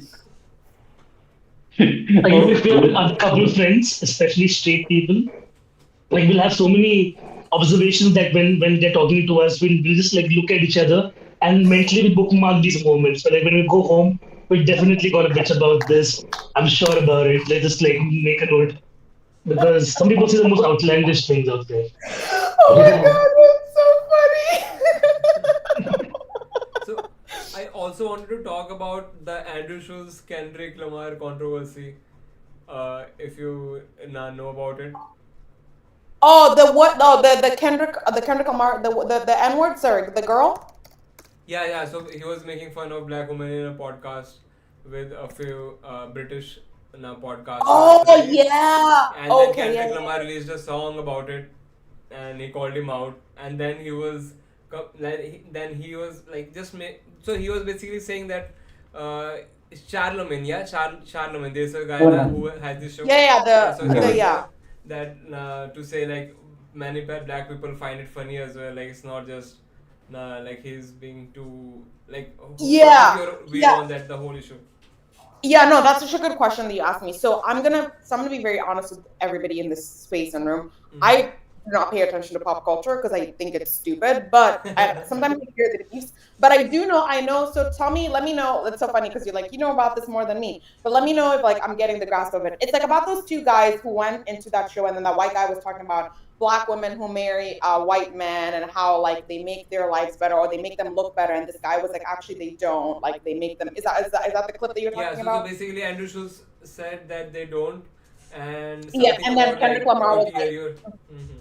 yeah, and then Kendrick Lamar made that video about like don't talk shit about black. No, video made the song about don't talk shit about black women. And then Charlemagne came back and said that everybody thought it was funny. Okay, first of all, Charlemagne is an asshole. Like, right? Like, I don't listen to that man because he's never said anything that I've been like, ooh, that makes a lot of sense. He has a lot of bad ideas. I do not like him. But okay, so to the point of making fun of black women, I think a lot of people take a lot of offense to that because I don't know if you've heard about this quote from Malcolm X. I'm going to quote Malcolm X. The most disrespected person in America is a black woman. The most least protected person in America is a black woman. So black women are always getting a lot of shit and getting shade and like shit from like random ass people for no fucking reason other than just like having the audacity to exist. So I mean, I think that Kendrick Lamar was very right in like calling that white guy out. And then those two black guys who sat there and let a white man talk shit about black women to me is crazy. Like I don't understand why he wasn't like shut the Yeah. fuck up. You don't know anything. It's like just showing your ass on like national, like it's like really disrespectful. All I guess But that's my what my main Schultz does, right? Marcella, he keeps like he's the main one spewing all that garbage, and then there are four idiots on two different couches just kept to laugh at everything he says. So like even and it the wasn't dudes even who, funny. yeah, it was not funny. Even the dudes who understood their mistake on their own podcast only said sorry after the backlash happened. They sat there and Exactly. laughed, much like the other idiots who are on that couch. I can't sing one of I hate it, but it's like like grow a spine, bro. For once in your life, say no. The only one who said something to them was Shane Gillis, right? Shane Gillis. Right, right. They played a video of somebody who has Down syndrome and was Down making syndrome. videos on TikTok or whatever, and they just laughed at the fact that this person has Down syndrome, and like, he's like, you think this is funny that they do so much more than what they have been given in life, and you think it's fair for you to sit over here and laugh at people with disability? It's just a horrible circle jerk. Same thing, like when we compare scenes as well, right? What Schulz is to America, we have like the whole Samir Raina and the water running off of that leakage. Essentially, the same mentality. So it's like it corrupts systems across the world. Essentially, please go on, Yeah. Marcel. I'm so sorry. No, Yeah, no, you no. are I'm right happy that actually. no, you're right. No, I'm happy that you said something. No, I will say it's just like it's really this is the reason why when people think about comedy, they think that comedy is something that is to make fun of people and punch down and be hateful. And then a lot of people they start comedy because they think that's what comedy is just to be fucking hateful. And like Kendrick Lamar going up and like speaking up on the behest of like black women and having another black man be like, actually, this is really funny, just indicates the level of like disrespect that black women have to deal with on like a regular basis. And even like if you think about it, like in comedy too, there's like a lot of really funny black women. You don't see a lot of black women like really making it in Mm. comedy, as many as should. Like I just in Brooklyn alone, I can name 10 people who, if comedy was like a meritocracy, would be famous because you're so funny. But they're just like, it's like the way somebody will laugh at a black woman, will see somebody making fun of a black woman, that indicates how black women are treated in society. And it's more than just like the joke of that. It's like the actual consequences, like how much money do we make? A whole lot less than everybody else is a dollar. Like in terms of like black women are more likely to die giving birth than anybody else. Like you're much safer giving birth in like a country that has not as good as health or healthcare than the United States if you're a black woman. Black women are more likely to get fibroids. Black women have worse health outcomes. So it's like society treats us so badly, and that is just indicated by it. Just that's the reason why a white man feels comfortable making fun of black women in front of black men, and those black men will laugh, and then an asshole like Charlemagne is gonna get on there and be like, "Oh, we think it's funny too," but that guy, he sucks. He Mm-hmm. sucks. He's always sucked. Has he not? Like, am I wrong? Yeah. I don't really the pop culture because I think he's stupid and it's stupid, but I His don't thing is, So I think basically, every additional joke is a first level thought. It's mm, like the mm-hmm. most obvious thing ever, and then just getting deeper into it as if it gets funnier with time. It just does not. It's just so like basically, I have seen a the trend level of of like a cringe. lot of white comics. They are doing racial comedy. Like they are doing the stereotypes, but they are just taking the jokes from the from the culture only, and they are just saying it in front of them, and they are saying it as like we are being offensive. Like it's just Yeah. the same thing. Like they're just like pandering that the other side of the crowd, the hateful Yeah. crowd, and Yeah. it has also led to like so similarly in India also this happens. People do comedy about caste a lot. Like they have formed their own sects, and they just punch up to that particular caste, or just caste only actually. Nothing else. Okay, Yeah. so Yeah, just oh, caste. So Yeah, it happens a lot. there's different rungs of caste as well. Like in fact, when I was across Europe traveling doing comedy, I met a lot of Americans who generally don't have an idea about where Indian system comes from, right? Like as you said, Marcela, like for a woman to be black in America is like she's treated like even further below a black man, right? Like because being a man comes first, and then the hierarchy is so weirdly set. So same like we have a comic in India called Ankur. She's a woman. She's Dalit. Dalit is the lowest caste in India, and she's a queer woman again. So Mm. she's actual woman and from a lower community. So like the avenues she has to punch up constantly to even arrive where most of the comics have already arrived from their caste background already. It's very different. So that's what the scene doesn't understand sometimes. The Hmm. scene doesn't support also. So it's one of those sad things and sad realities that we have kind of made peace with that. Like even when Ritushri was India's first trans woman comic, she Yeah. was looking for stage time. And I kept appealing to all these rooms in Mumbai. I'm like, don't give me stage time, but give it to her because she's incredibly funny. But Yeah, most she people very funny.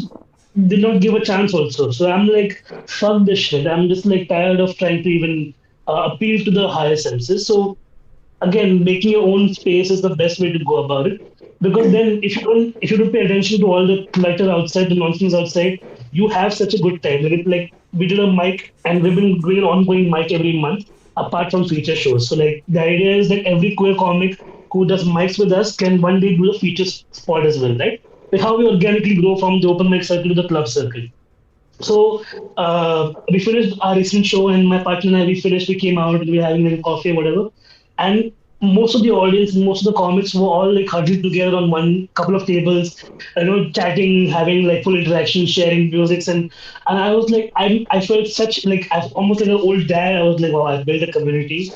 I Hmm. felt immense joy that this is something that we were able to build. That there is no malice here at least. There is no Yeah. like I'm better than you, I'm bigger than you, I come from this place. None of that shit. We're all like just having a good time, and that's what matters. I think in the end you can only count on people who you've made space with, and then everything else is just noise, just I clutter, as I agree said. with that. I Yeah, agree with Anthony that. Everything Jackson else like is called fine. it out right.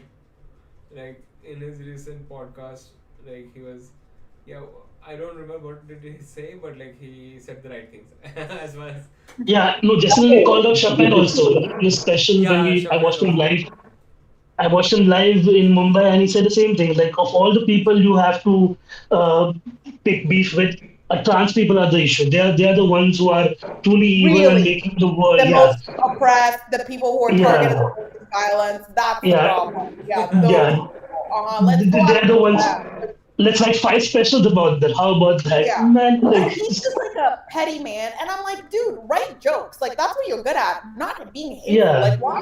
Then when he like decided, and then I'm just like, you, it's just like, you have so much privilege, and somewhere along this privilege, you have forgotten what it is like to be like an oppressed person to the point where you're gonna go. And when he was talking about trans women, what really upset me about it the most is like he was acting as if all trans women are white. The most like abused and murdered women are black trans women, and that's the thing that really made me upset because I was like, you're being racist because you're not even like talking about the fact that the murder rate for trans women and trans black women specifically and the suicide rate is Yeah. extremely fucking high. Like, you just acted like, oh, these are just like white people wanting to be white, and I'm like, no, this is also a very much a black issue. So Yeah, I yeah. every year you'll read news about, like, by the time February or March rolls around, 40 black trans women have died already because of hate crime or because of self harm, because of how bad it is for them. It feels like 40, an average of 40 in 2 months is not a decent number. We should not be at all being okay with that. We should be fighting back even harder for trans people, and this somehow we have all villainized trans people. You know what I'm saying? Like, I have my trans friends are my best buddies. They are such a vibe all together. But they're like, when do we exist, Naveen? When do we have fun? When do we live life? When all of our problems are based around trying to prove ourselves, trying to exist, Yeah. trying to get costly misgendered and correct people. What is my life? So I'm like, then nobody understands. No, then someone will go and say chakka constantly. Marcela chakka is like three faggot in India. It's like a bad slur essentially for queer faggot. people. Yeah, yeah. So they basically Oh. they still use it in common rooms now, and I've been doing it for 10 years. I'll be in a room and they still say it. So they have no shame altogether. Mm. They need some Catholic religion. That's really scary. And it's just like I think the part of it that honestly upsets me the most, that people don't understand is that as long as anybody is oppressed, nobody's gonna be free. People think that if they punch down and they talk shit about these groups of people who are being harmed, it's gonna put them in a safer space. But it's like as long as trans women are being murdered at the rate that they're being murdered, you're never gonna be free. You're never gonna be able to afford rent. You're never gonna have good healthcare because essentially this world operates on a hierarchy and it wants to separate all of us. And it's like the person who's at the bottom of the hierarchy, when that person is free, everybody's going to be free. But I think people just like don't fundamentally understand the links between their own oppression and the oppression of people who are the most vulnerable Mm. among us. And You're right. it's frustrating because it's just like we should be getting together and fighting these villains together. Like we should be fighting Dr. Evil together, not fighting like against somebody who's literally just trying to live their own truth and their own life. Like what if somebody told you you couldn't be who you are? Like how like or who you are is wrong and you couldn't exist. Like Yeah, my Like, mom said a very valid thing last time. Was like, COVID did not kill us, but it certainly brought the worst out of us. Like, right. now it's very much me, my own, and myself, Mm. and everybody's just like trying to safeguard themselves. Yeah, So everyone survival who's mode. not you is against you. That's how people are behaving essentially. Right. It's like everyone, every big personality is like running in a race to become Kanye West one day, right? Like they're all slowly coming towards him, like spiraling slowly. Like Elon Musk is the closest I feel right now, who is closest to become in a Kanye soon. But after that, I think yeah. there's a race. Like a lot of people are trying to become that right now. There's Yeah. so many like Yeah. that. Azealia Banks also does that all the time. Where like Yeah. where people will love her music, but she calls us the horrible slurs. So like, we're like, what the fuck do we do with this woman? Because we Yeah, love but her, it's but like she just, yeah, yeah, and Azealia Bank will just like she attack Dochi, like she'll just attack people for no reason. But like at the yeah, end of the yeah, day, because we live in a cruel society, cruelty is what makes people money. So people become cruel because they think that that's what's, and I think it's like the best thing we can do. We're talking about joy, finding joy and freedom. The best thing we can do is show people that, you know, what's actually more joyful than being hateful is being inclusive. That's more joyful. And like creating spaces where everybody's included and there's joy and freedom. It's like when you talked about the story about Jesus and the fish and that boy sharing, it's like we create these cultural spaces that are an antithesis to the normal or the dominant cultural spaces, which is like hateful, competitive, and just generally not inclusive. We create the opposite of that. And we make that so fun that people want to be part of it. And then people also want to emulate it. So it's like at the end of the day, when I think about like people having a calling, I feel like is my calling is to create like a little bit of like peace and joy in a culture or a space of peace and joy in a dominant culture that is the opposite of that, that is extractive and cool. So, Mhm. anyway. Yeah, like for I was just thinking that, huh? So before, like how? So sorry, I just again I forgot what I was about to say. अबे But यार yeah, yeah, मान I भी just क्या remember, है I just remember, I just remember. No, no, no. Sorry, sorry. I remembered it again. I remembered it again. So basically, I was on a trip. Like I used to be in a band earlier, right? With I used to live with a lot of hippies. So we used to know, like they always had this story or a conspiracy theory that there are some islands or places in Europe where yeah, like the richest people, they watch people getting killed. Like they get to kill Oh, people. Like they used to talk A about that. cabal of sorts. Yeah, Yeah, yeah, yeah. yeah. But nowadays it feels like that they have made, like they have stopped doing that. They have started making more factories because they like to see people suffer like that. Like they are, yeah. yeah, it's, Yeah, if you watch Squid Game, like, yeah, the first Yeah. season, like, that's pretty much what it is. These fools are watching us all stuff and they're like, let's see if they can afford the eggs today. $10, let's see them cry. They probably watch videos of Yeah. us complaining on the internet. I can't afford rent. I can't afford eggs. And they're just like, look at them. And then the worst and then the worst part is like they're not even fighting back. It's like we're fighting each other instead of fighting them. And honestly, I mean, Yeah. if I was a bad Yeah. person yeah. and I was This oppressing people, like The very How Ben fact that like Shapiro, on was supporting, like he was ranting against Bill Burr for like supporting Luigi in that yeah. against that CEO. So he was he was making no sense at all. He was just like saying, like, he was known for being reasonable and having facts, but these days, like, No, again, because the right wing is angry that they always co-opted Bill Burr as a right wing comic. They always thought that because he rants about everything under the sun, he's one of us. But the moment something real happened, I started saying real shit. They're like, oh fuck, he doesn't. He's not one of us. Oh wow, he's not that's what one of always us. happened. Yeah, Yeah, that makes they're not sense. like us. Yeah, Yeah, that's wild. Wait, Rahul, I gotta ask. Wait, what did you do at work? that's a Rahul. good question. oh, so that's edibles. Oh, Uh, you're high. Oh my yeah, yeah, God. yeah. Okay, got you. I was like, what? You can get high at work? Wait, are they hiring? I'll Yeah, move. that's what I was telling you. It That is in only on India, the day of Holi. yeah, it's only Yeah, so we basically make bhang. It's a drink Bhang made is from cannabis, but cannabis, leaves of fresh cannabis. So basically, we rub it and we make it a drink.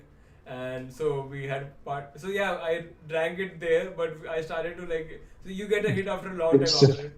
yeah, it takes a while. So yeah, so just before the podcast started, like I start like starting at the start, Navi's video was a bit cracking now, so I was listening to so many noises at that time. I was like, what the fuck is happening?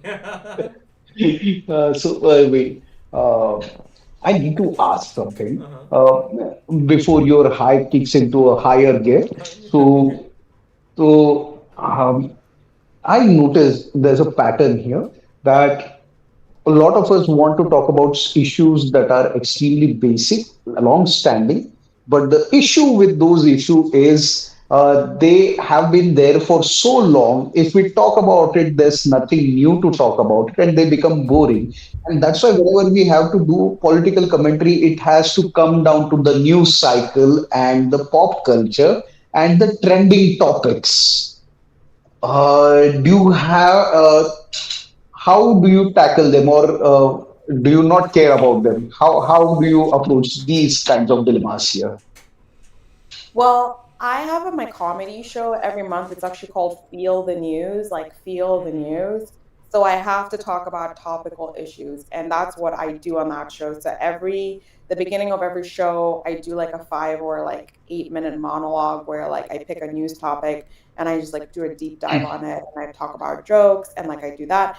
And then more importantly, like I bring in the audience and I ask them like throughout the show, how should you feel about this? Should you freak out? Should you not freak out? And then we have like very short dialogue. Usually it's me making fun of people because of their ideas or their thoughts, but it's fun. I That's what I do. I do think that it's like the themes you mentioned a really valid point is like the themes of oppression are often the same, but I think they show themselves in different ways. So I don't think for me it ever gets old, I don't really talk about the same thing because it's like even if I'm talking about racism, there's like unfortunately multitudes of ways, infinite ways if you might, to talk about Yes. it because it's always it looks differently all the time and it's looked differently throughout the time. And then like sometimes you'll find out about a new factoid and you're like, oh, that's racist. It's like when I was talking about Target, it's like when I was doing this thing, I was learning more about Target, I was like, oh my god, I made a video about it on TikTok which got me shadow banned. It was like, yeah, like they've been evil for a while. So it's like there's always like little things that you'll always find because even though the themes are the same, because the themes are the same and the underlying themes are the same, everything sprouts from it, and like so everything is related to it. And so you can link your shirt that you're wearing to racism and capitalism. You know what I mean? It's not, I guess the same this is that like the news cycle can be used and I use that, but I also think that just in like our general lives, everything that we touch and see is related to these themes because they are the foundation of everything that I complain about, which honestly is a lot. I complain about everything. So one question I We really okay, good, Datta. अरे नहीं, मैं नवीन का भी perspective जानना चाहता था भाई. Okay. ऐसे मौके कम मिलते हैं. Mhm. Well, I think for me, I wait for the news cycle to play its hand out. I've never been the comic to rush karte. We have to do this immediately as soon as some topic is fresh. Certain things you know. If certain things you know will be in the zeitgeist for a long time. Like Kendrick Lamar's performance at the Super Bowl will be spoken about for a while, Mhm. and that's one reference you might do. Like even in my jokes, if I bring a news reference, then I have to make it smart enough that I can refer to it later on and be also like, oh, remember this happened. So that's the only way. For me, I don't do news based as much as feelings based because I'm more storytelling forward, anecdotal. So yeah, so my observational jokes are limited to when I'm like trying out new shit. But otherwise, it mostly gets inculcated into my set in the long run. That's how it goes. Because the news cycle will come and go, your set has to be there. Like you'll be touring for the next 2 years or 3 years with the same set, right? But then Yes. there's certain jokes that have a shelf life. Like when I put that video about there was this whole scandal about Riya Chakrabarti, the actress, buying Yes. drugs or pot rather, right? So there was a very funny thing that happened where one of the reporters from Aaj which is a reporting channel, went to the drug dealer's father's house while the dealer's in Yeah, jail yeah. and dealer's in jail, Riya is in questioning, and the father is at his house shirtless in his trunks, not expecting a journalist to show up inside the building society, right? So like he's got a drink in his hand and this guy's harassing him, putting the mic to the grill of the gate and everything. So then the guy started beating him up down the staircase. Like he was like, get the fuck out of my you Live fuck TV. off from my building. Yes, on live TV on national, the fuck off from my building. How did you get inside? So I'm like, this is hilarious, and I have to talk about this now because I don't know if people will remember this later on. So that was one video which I did immediately as a part of that set. Yeah. So we have one question from our viewer. So he's saying he asking, I want to start my career as a stand-up comedian and I can write jokes, but how do I develop a premise and extract a set of humor? Guys, Uh, please. It's like writing I'm a gonna book let for yeah. dummies.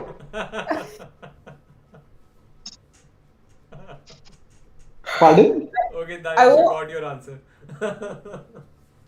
I'll say, I mean, my answer to anybody is like, go to a bite. Like, everybody wants, I think that the best way to learn how to be a stand up comedian is get a mic, get on stage, and tell jokes to people. Like, you don't even know, like, when I first started doing stand up, and I'm going to speak for myself, I knew why I was doing stand up, and I knew that I wanted to talk about politics. But it's like, it took me like a couple of months, like, to like understand, like, okay, what is my personality on stage? Who am I on stage? Like how do I want to engage with the audience on stage? And I think that's something that you only learn by being on stage. You're not going to learn it just by, and that's why it's like always Yeah. interesting when people make that transition from like doing social media to like being on stage because it's like it's a My favorite category of open micers is that one office furry guy or girl who has been told by the entire office gang that hey, you're hilarious, you should do a mic. So for the first one, they get the entire team, right? There's like 12 of them in a 20 people open mic just as friends. So the micers Oh, the host will also put in towards Praneeth the end on More, purpose. Praneeth More also used to do that. Yeah, yeah. So that kind of shit where like then they're all like, yeah. And then now that open micer, if he enjoys that night, he has to come and do another mic sooner or later. And his friends won't come then. They'll be there for the first or two or three max. Then beyond that, you're on your own. That's when the reality checks in. That's when your open mic journey really starts. That's when you start from ground zero because you're okay being broken down to nothing, and from there you rise. Like Batman. So Like that. yeah. Or So we have talked about current topics a lot, like current affairs, but let's go into the history of our countries. Okay, so I wanted to ask, so as a black person, how do you feel about Gandhiji?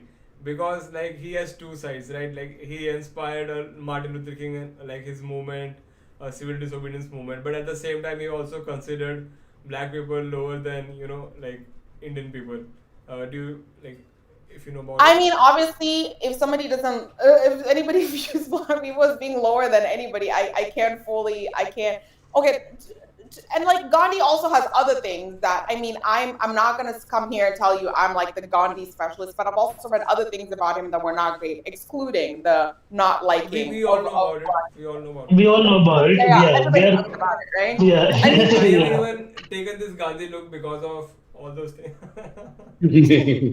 you're like, I I want just to like hide. Gandhi also. I don't want Yeah. people to know.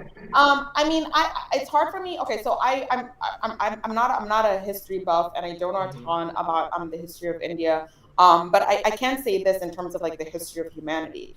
Nowhere has anybody in humanity ever gotten their freedom by denigrating a group of people. It's just not going to happen. It's not going to happen. So sure, Gandhi was like a huge part of like Mhm. kicking out the Brits.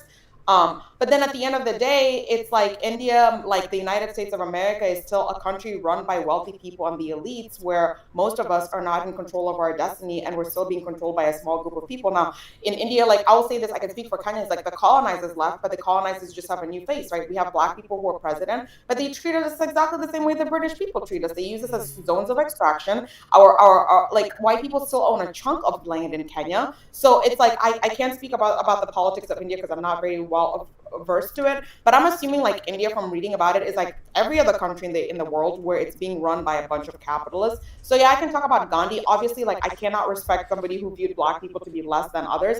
But also at the same time, I'm not anybody who holds anybody to a pedestal. I don't. Like every like all our heroes have things about them that we don't like. One of my heroes, her name is Lucy Parsons. She's this black anarchist. She was a huge part of like the labor movement and the May Day riots and Haymarket in like the 1870s. She used to not accept. She used to pretend that she wasn't black for a very long time. Like she used to run away from her blackness essentially because she was one of the people who could pass. I can look at her and take parts of her that I like, and I can be like, okay, this is the context of that. She also did this really bad thing, and I can say that. So it's like I don't know if that answers your question. No, I mean I don't like the guy, but I also don't know the guy. But I also just know that if you're capable of disregarding a group of people to be humans, then you're capable of doing all the other stuff, which I'm not going to say here because everybody knows it and I don't need to do it. Mm. I hope that answers your question. Yeah, Um, it does. Yeah, like no, you don't hate Gandhi. That's the answer. I'm just kidding. So yeah. Okay, so one more question I wanted to ask. Do you also follow rap a lot? Because I I wanted to play okay. a yeah, like which artist do you like? Like I wanted to play a game. Like Okay, we can play a game. I listen. Rap is the only music that I honestly listen to, but I have uh-huh. not listened to music. I am also 36. You don't know. You can't tell. I Okay. look young. I Yeah. haven't listened to new music since 2010. I am really bad. I basically know a few of Kendrick Lamar's new songs. Uh-huh. I know that he had a beef with Drake. The last time I saw Drake, he was on Degrassi, so I can't even take him seriously as a rapper. All I see is Jimmy. So it's like really, it's like when people are like, Yeah. wait, Drake, great rapper. I'm like, he used to be in a teenage soap opera. So for me, I can't even On like. a wheelchair. Yeah. Yeah. I Anyway, wanted so to ask let's about common base. So basically, if Kendrick Lamar and Common are there, so would now which would you prefer? Like, as a Oh, I mean, I like Kendrick. I think I've always liked Kendrick just because I like the way I like his cadence of rapping, and I do like a lot of the things that he says. So if you were like talking about music, like if I listen to new songs, it's probably his. Like I just generally like his cadence. Like and like that's kind of like me with rap. Like I'm always like I like the way people like rap, like their cadence, and that's like sort of what gets me. And also he has like really, really good he's a good storyteller, he's a good poet, and so I like that. Common is in Okay. what's the country? Like What? Cuba. Common is also in Cuba, so I thought maybe you would like him more because Oh, he's in though. Cuba. Oh my god, I should come to this podcast so y'all can tell me what's going on in pop culture. I did not know that Common was in Cuba. What is he doing in Cuba? So like nah, he's a communist. I think he identifies as a communist, right? Right, Naveen, if you know him, Does he? Common. I had no Yeah, I think. idea. You were Yeah, educating me today, Yeah, Rahul. You are hot common and you know more and than me. yeah, common and Farhan are very like again anti-establishment and all. Like yeah, yeah. they He's they even have to go like that. Yeah, yeah. Yeah, I I don't. love Yeah, common.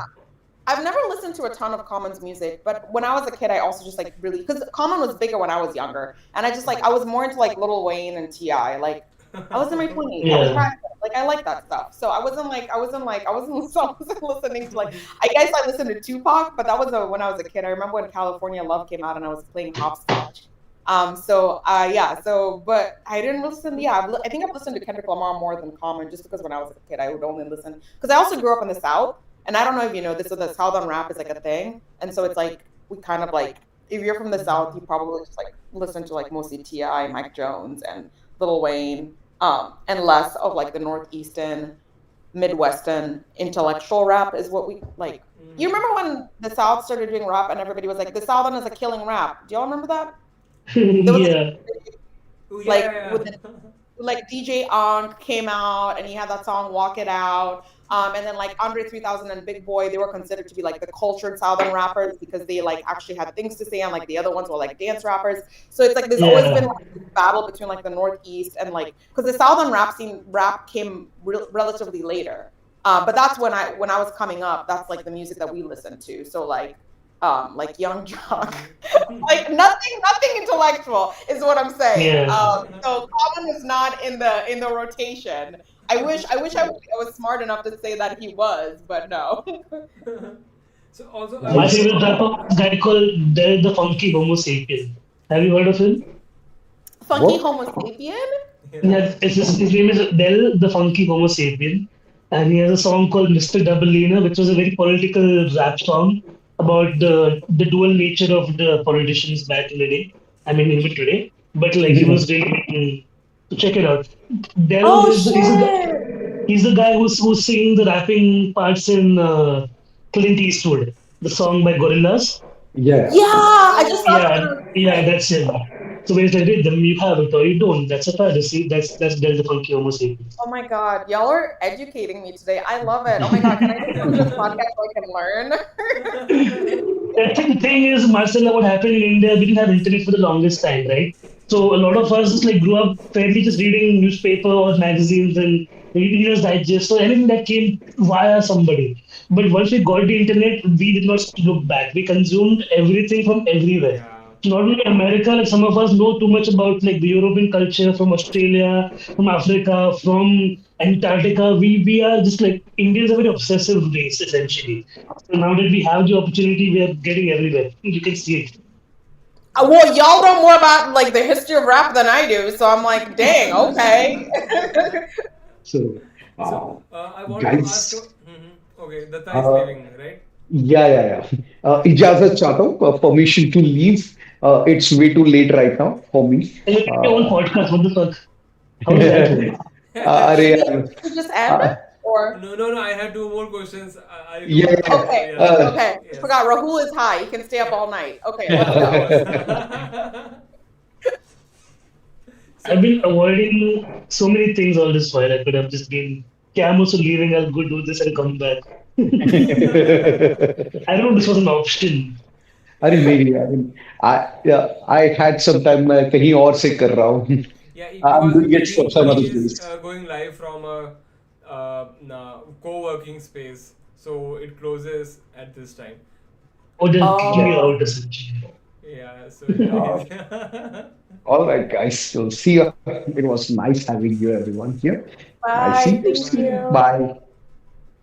So basically, I was wanted to ask because you are from Kenya as well, right? So a lot of similarities between our culture and like the culture from Africa is that we all have our beliefs, or you can say superstitions, right? Yes. So when Yes. we fight against racism, we fight for our culture. We try to like express our, like even the Hanuman kind rapper that got really famous from India.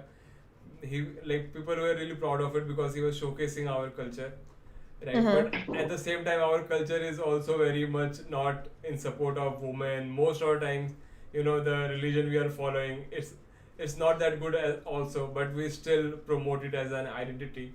So how do you feel about that? What do you think? Like, like, is it the right way? It will, no, or should there be more science in it? I mean, I think that like I think the whole notion that like Western culture has like this monopoly on like science and truth is very flawed, because I think a lot of like indigenous cultures like ours, like our people, like we have different ways of living that like of medicine that like Welsh and sometimes Western science co-ops. And it's like just like using, because it's like when you think about the pharmaceutical companies, they don't want you to use nature to heal you because they want to sell you drugs. But where do they get a lot of their drugs from? It's like from the same shit that we used to like treat ourselves with.